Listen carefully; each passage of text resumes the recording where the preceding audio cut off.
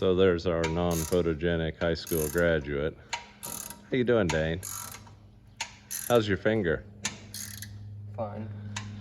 So as part of restoring a Massey 440 cultivator, this is one we had that we bought, and it had the rolling shields on it, and we took the rolling shields off.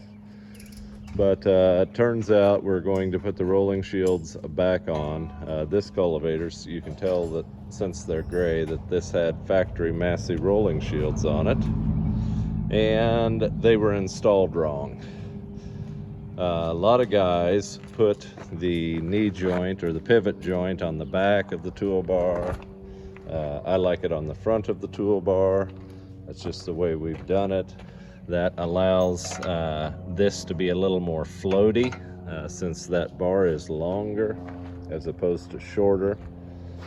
And so that's just the way we do it. Well, the unfortunate thing on the front, you can see the knee joint there. So where your rapid coupler goes, that row's a little bit tricky, and the way you overcome that is there is that spacer plate right there, so it allows you to be offset. Dane has duplicated the same thing over here. You know, these brackets, so the factory had a bracket like this.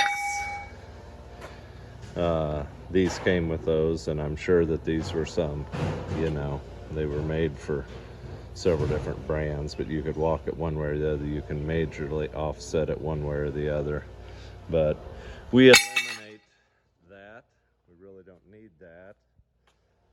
But here next to the rapid coupler, we do need about, what is that, 1.25 inches of offset in order so that that will run true to the center.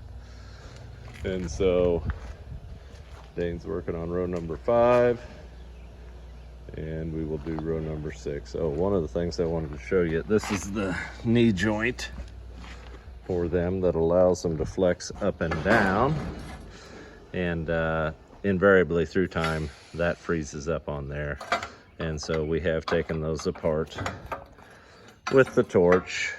There's a view. We've taken them apart with the torch, tried to bend that keeper back down so it pivots on the shaft, and then packed them full of grease. So the knee joints are entirely functional again. So anyway, we will continue working, putting rolling shields on one of the Massey Ferguson cultivators, or I should say back onto the cultivator, because the reality is that we're going to have to be running 2 cultivators with rolling shields this year, so we can cultivate 12 rows at a time. So a look at a Massey Ferguson 440 inter-row cultivator.